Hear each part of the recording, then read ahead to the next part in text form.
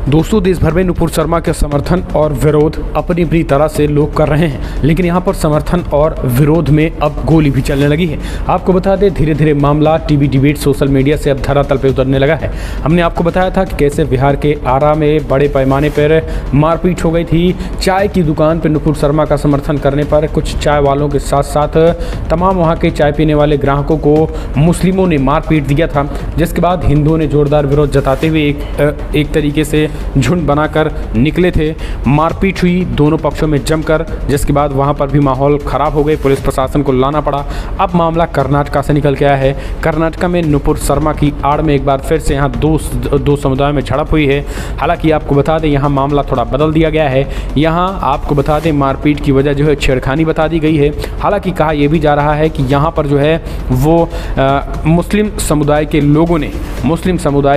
लोगों ने हिंदू लड़कियों से छेड़खानी की थी। और ख़ास करके मैं आपको बता दें, समझिए इस बात को, केवल वजह ये थी नुपुर शर्मा। जी हाँ, नुपुर शर्मा का समर्थन करने पर लड़कियों से छेड़खानी की गई थी और विरोध जताया गया था। इस तरीके से आपको बता दें, बड़ी खबर निकल के आई है, जहाँ पर फिर हिंदुओं ने क्या किया, बड़े पैमाने पर लगभग 50 से 100 की संख्या में हिंदुओं ने जाकर के कईयों के दुकानों और ख़ास करके ठेलों को फूंक दिया था। एक विशेष समुदाय के दुकानों और ठेलों को फूंक दिया। फिर केरूरू में धारा 144 लग गई। हालात बेहद ख़राब हो गए। और आपको बता दें, 18 लोगों को इस मामले में हिरासत में लिया गया है। 4 मामले दर्ज किए गए हैं।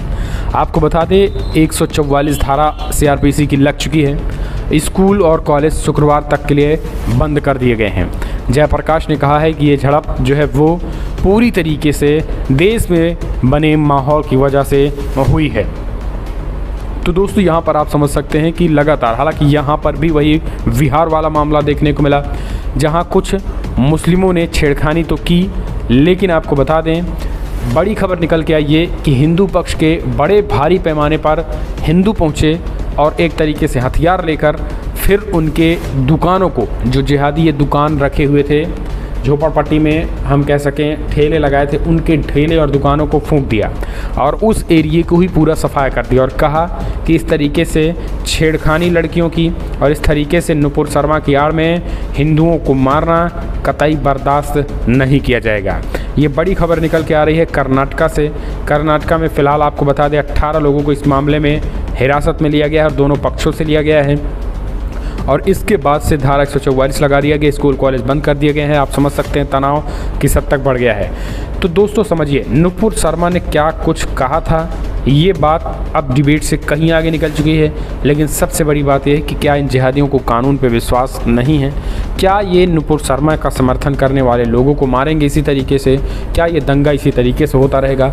हालांकि अगर ये इसी तरीके से होगा तो अब हिंदू भी इसी तरीके से जवाब भी देने लगे हैं। कमेंट के माध्यम से अपने सुझाव दें और पल पल की अपडेट के लिए चैनल को सब्सक्राइब करें।